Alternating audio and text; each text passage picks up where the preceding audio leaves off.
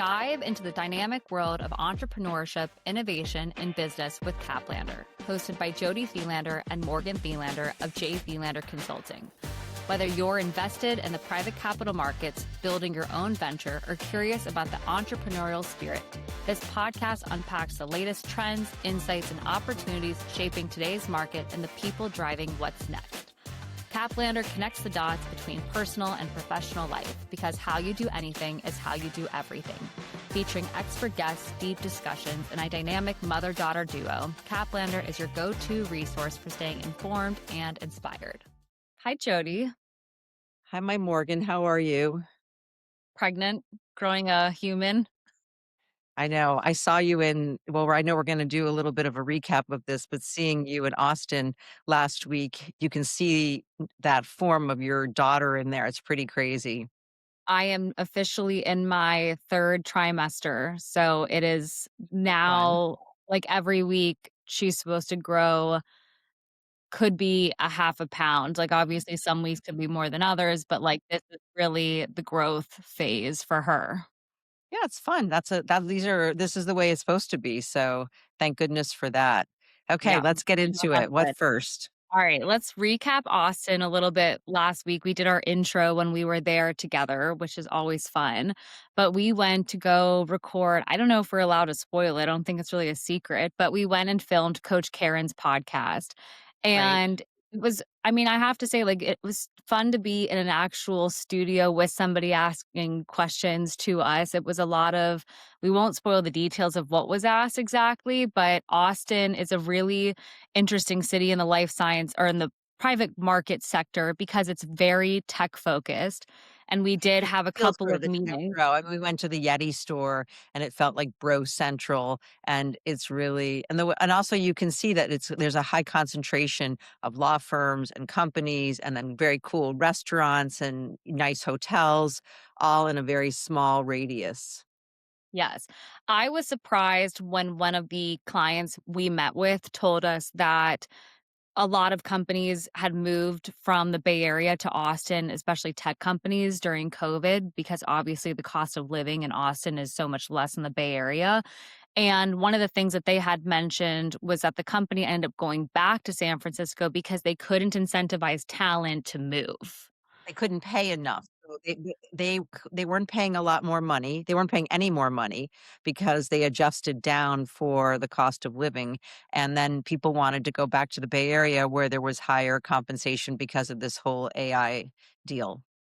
Yeah, which I think is interesting in general. We get asked a lot about region. I think region depends on the person and the skill set. Like if you go to Boston, you can throw a rock and hit a scientist. So you're not necessarily paying top dollar for just any scientist there because you have a rich talent pool.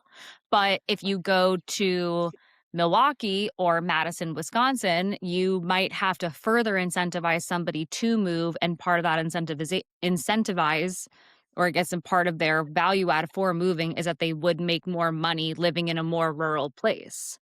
Well, I think what you're saying is that cost of living adjustments are not necessarily part and parcel of every deal and every job. Some jobs you have to pay more for people to live in remote places. Some jobs people pay more because the competition for that talent in that location is more at a higher level. And so it really depends. There's not a consistent way where people make less in one area and more in another. It depends on the job, the skill set, the premium for that level of skill at the time. Yeah. And I really was impressed with this with Austin in general is that Austin is a very young city and it felt young and fresh. And you feel that walking around, it's very concentrated in the sense that the downtown area was very maneuverable. Like we didn't rent a car being there. You really didn't need a car. We could easily walk from the Yeah, every hotel Uber to was like offices. $20 because we didn't go very far.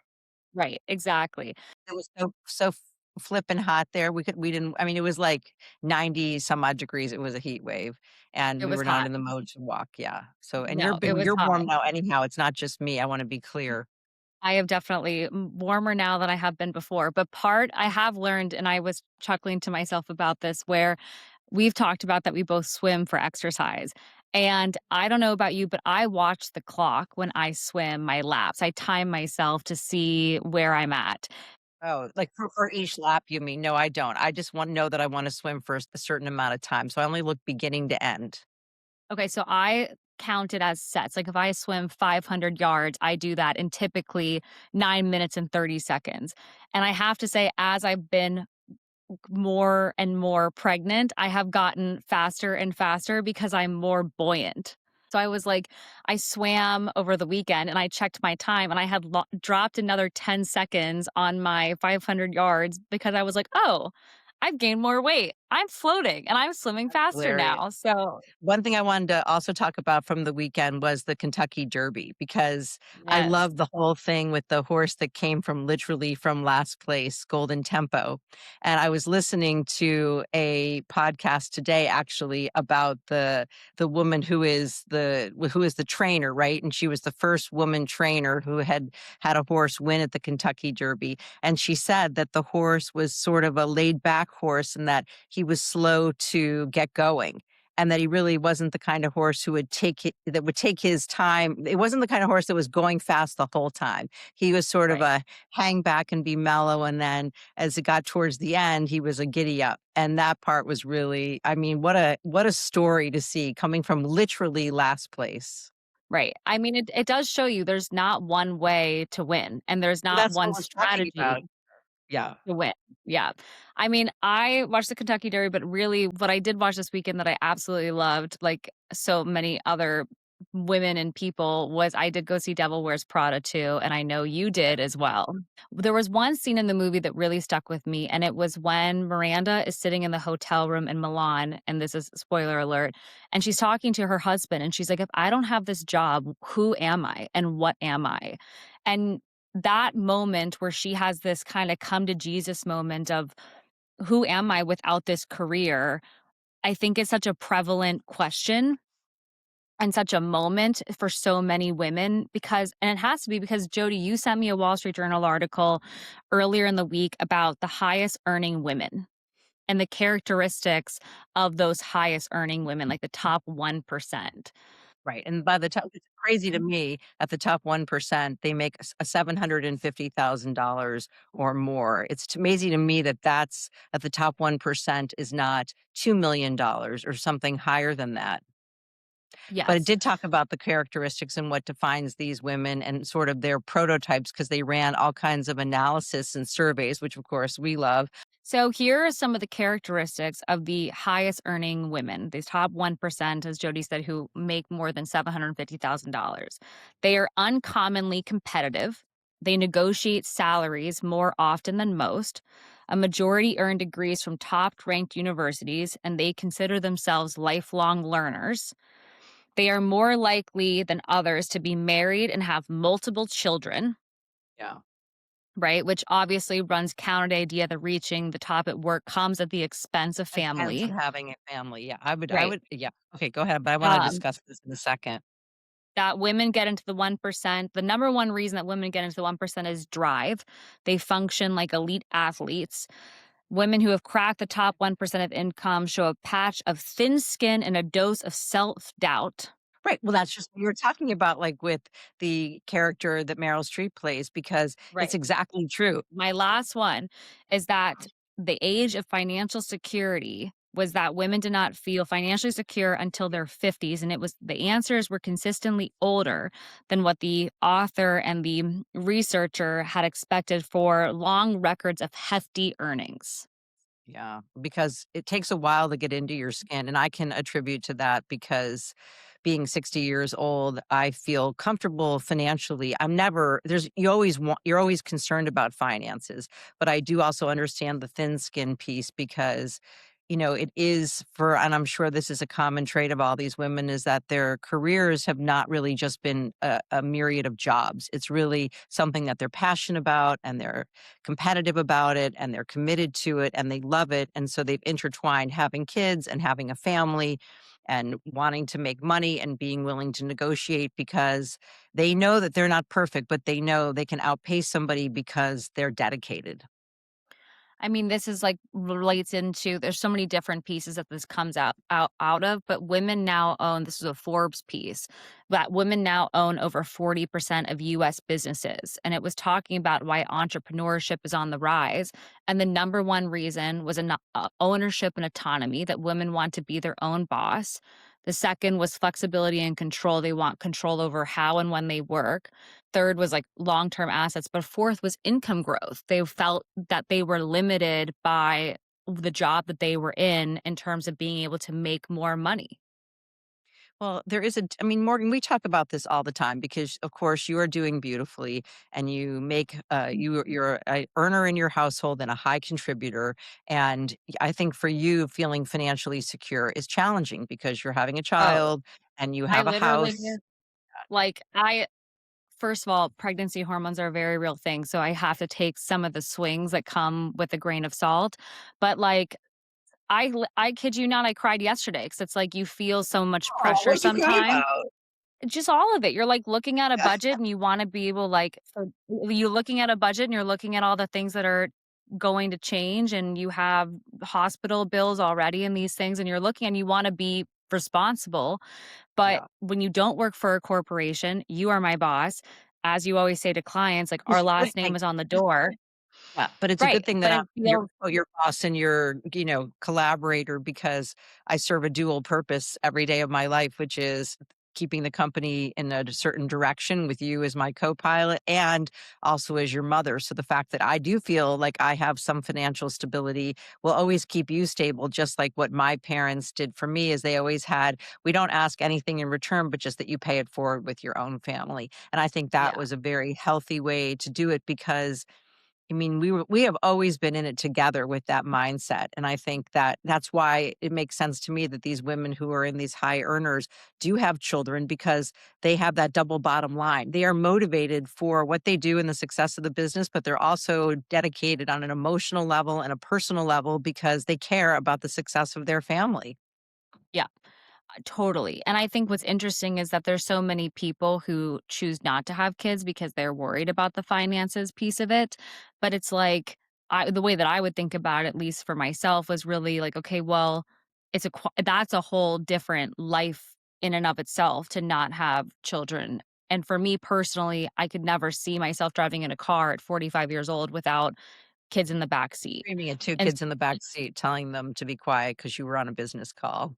correct, turning around and being like, shh, shut your mouth. Well, listen, the But people have different choices with all this, but I do think it goes to the same deal with back to even with the jockey from the Kentucky Derby, they interviewed him. He said he's been a jockey in the Kentucky Derby, for many, many years, but he always knew that he was gonna win. And he said it like a couple of times in posts, like not yet or next time or next year, but this is gonna happen. So I really like that whole manifestation. say it and And I make it so. Yeah, yeah, say it and make it so. You gotta say what you want because that's how a lot of people are successful, and I think, the between seeing more women having companies and women who are making, significant incomes is that they're not as scared anymore. They're not backing down, and they think to themselves, which I can understand, "Who better to be in charge and do this than me? Like, why do I need to rely on someone else, sort of a man to do it?" Which brings us to I wanna talk about that book. What tell us about that book, Morgan. Belle Burden's book is called Strangers. I just finished it. It's a memoir about marriage, and I mean, really, nothing for me, I think, it was honestly groundbreaking. The thing that I saw the most on Instagram, actually, before I read it, was somebody was like, "If you read this sitting next to your husband, you're going to want to punch him in the face." So, Unless I you're, took I you're smart in doing like what you're doing, where you are all and equally involved in your finances and paying bills and what your overhead costs. Right. Well, I think that's the biggest thing. So it's a memoir about finances and marriage in particular. Belle Burden is a Vanderbilt legacy, almost like like a New York socialite legacy family, like very well bred, two trust funds in place. And she and her husband put a prenup in place before they got married, and the prenup was amended, and her lawyers had told her, "Don't make these changes," and she ignored everything and did it anyways. And the prenup really said that everything was in their name was theirs, and everything that was in each name individually was theirs individually. Lo and behold, she really took that to heart, and every house, second house, everything she bought using the trust Put fund in both of money. their names. Correct. And he's a hedge fund guy who's done extremely well. Of course, she stayed at home with the kids to support him in his career so that the kids Not of could be course. raised. Why do you say of course? Not of course, but that's, like, from this book. It was a choice that she made that she was going to forego the career and stay at home and contribute to their family in a different way, and that when COVID happened and they were at their second home, he had an affair and initially was like, "I wanna work through this," and then he changed his mind, and he was like, "I'm out." Right, but also she did everything and put it in both of their names, and from what I understand, he did everything and put it in his name. No, she didn't even know how successful he had been because she had no visibility into the finances. She Well, she basically chose to have no conceded. business. Yes, that is really the key point, and she says that, "I conceded this. I did this. I turned a blind eye to it. I just put trust in the marriage and in him that he was going to take care of things, and I took a back seat."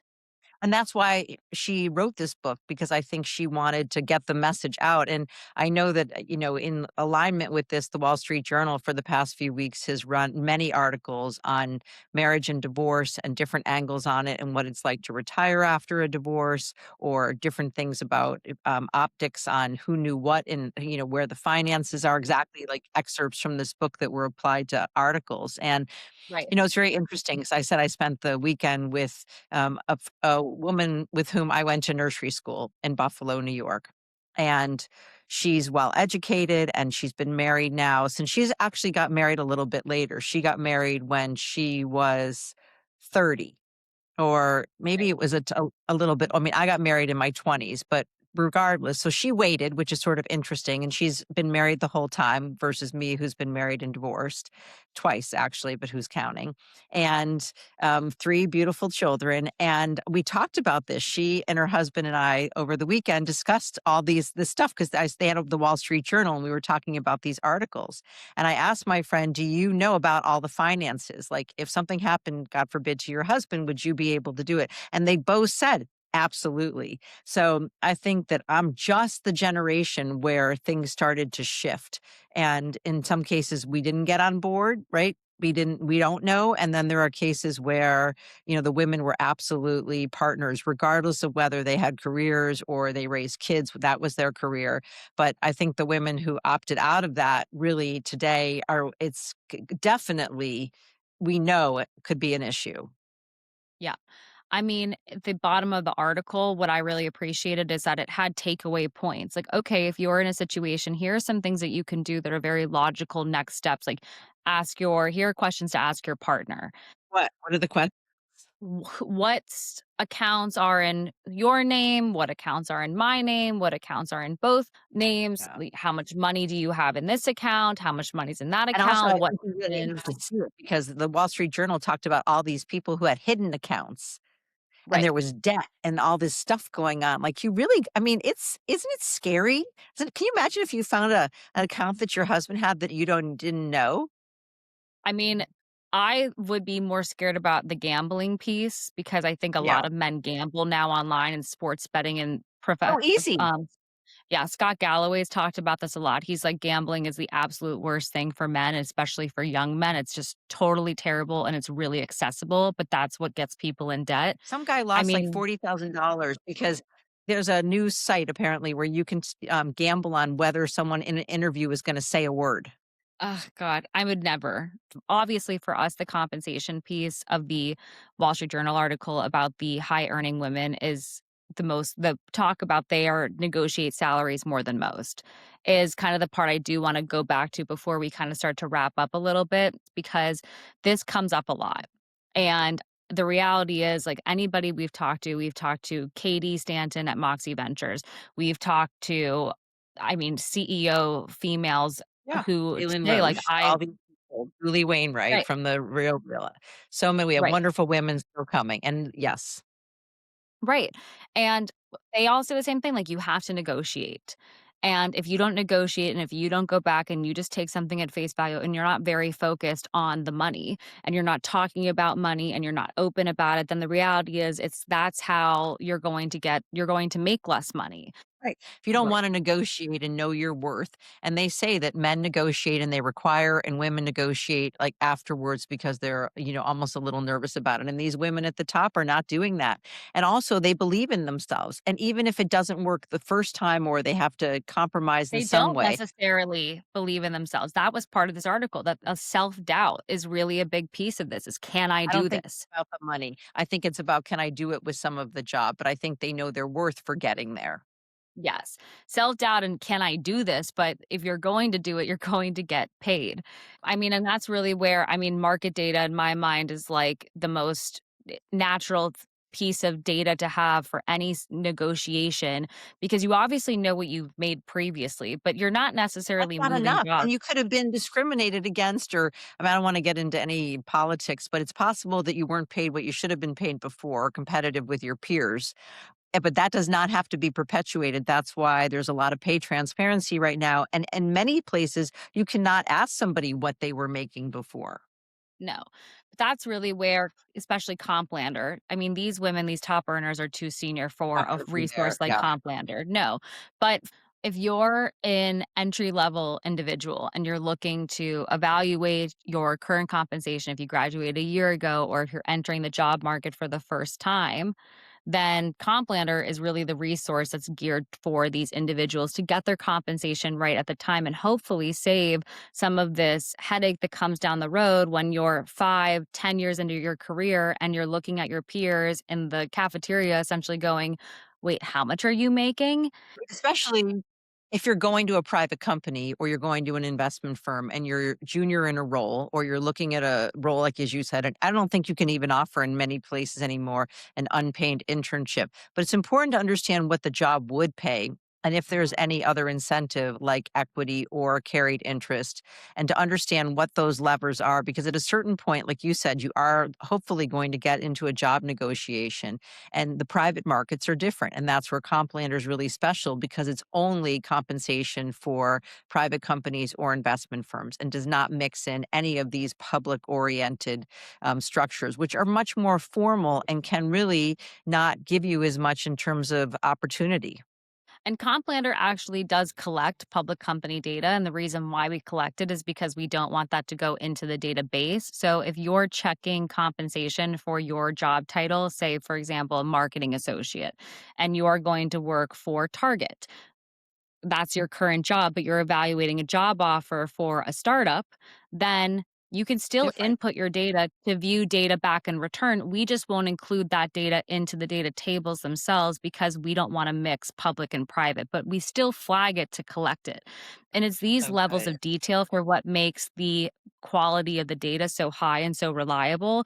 And that's really what sets Complander apart from an Indeed or a Glassdoor, is we don't help you find a job. We help you Right, evaluate. absolutely.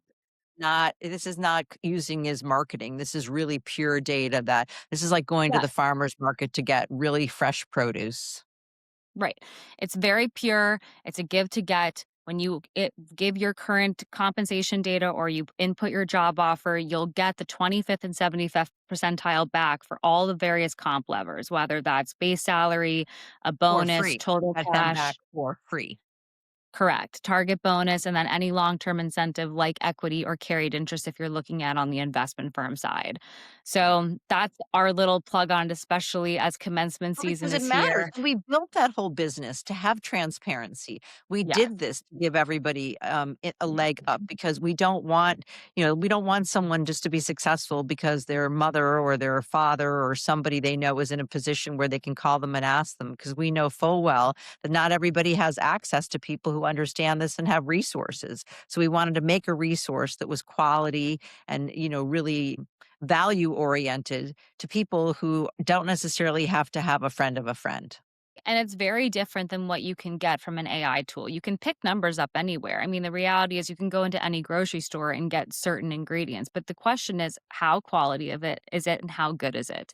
And the Complander piece and the Complander arm of Thielander is the most available for individuals, and it's priced friendly where if you need more than those free ranges, it's does not even come close to what Thielander pricing is. Yeah, and also the cost of getting it right for what you spend on this, whether it's $75 or $150, is far more of a value proposition, like a 10x multiple of what you will make in return on the job if you get the right compensation versus you wish that you had had a resource that could have given you the right data. Right, and that's I mean, really let's where it kinda yeah. pulls back, like, where you read all these pieces, and this is we've had people on the podcast who talk about when they get to these pinnacle moments in their careers and they're extremely successful. But to tie it all the way back to the Kentucky Derby, there's so much that happens along the way, and making these little decisions, it's like, okay, it's like if you have 20 minutes and you're like, "That's not really enough time to work out." It is. 20 minutes 4 times a week is a lot of Warm up, time. warm up It Pilates or yeah. Right, but that's where all of these little decisions that you make about your career along the way is what gets you to be in that top 1%. It's not like you woke up one day and you're like, "Here we go. This is it, and I'm here now." Like, you see years and years and years of training, and it's not agnostic. It's not only private market specific.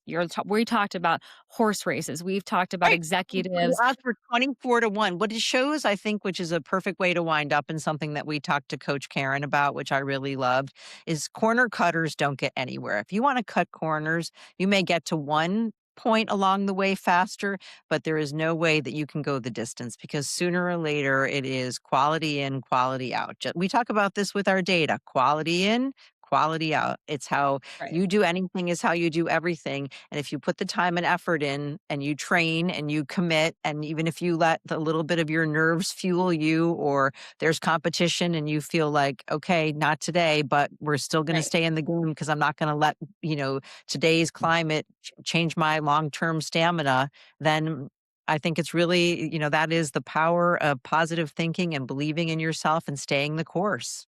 Yeah, and I think that's part of it where AI has been in some ways negative is that it makes things really accessible, but it also kind of makes things like I was on the phone with a marketing professional today who's been from the publishing world. And what he really said to me, he's like, people don't like when you Google something now on the top, it has like, here's your AI summary. And he's like, people read that and that's it. Like they will not scroll down, they won't I look at don't believe that anything that's else. always true. I believe it, and Right. then I think that, okay, that's one thing, but I need to keep going because I don't know if that's actually, and I've read it a couple of times where it's absolutely not accurate. Right. And that's part of it though, is that in some ways it's made things easier, but then, even like I mean, I've talked to so many people who are entering the job market and they're like, there are less internships or there's less entry level positions. And it might make it more competitive to get in the door, yes. But once you're in Oh, the door, people are you I have know several, yeah. Good people are still there's always a market for talent. yeah. But yes, there's always a market for talent. And if you are one of those people who's jockeying around, whether you're moving companies or you're getting into the job market for the first time, or you're reaching that pinnacle moment where you're going to cross that top 1%, then you still need market data. That's like my little blurb I into it. like that. Okay, well, we're going to wind this up, and I'm going to see you in New York tomorrow. We've got some very exciting meetings with, I would say, some big, private equity firms and people who are doing interesting deals and names that ever household names that people are well aware of, very written up sort of authorities in our industry of banking. And it still always tickles me that they come calling for us and that they like to know what Thielander's up to in the private capital markets. And I'm also very curious to see what New York is feeling like today. Yeah, I'm curious to see what you packed. You're going to see that. Not much. You know me, my carry on. I'm not bringing any excess. And also, in case we happen to make it to have a lap through a store someplace, that's always fun too. I know not much is going to be for you other than a jewelry store, maybe a shoe store. But Right. anyways, safe travels. And I You will too. see you tomorrow. See you in New York. Thank you for joining us today for the Caplander podcast. If you loved this episode, share it and make sure to subscribe to Caplander for more conversations like this.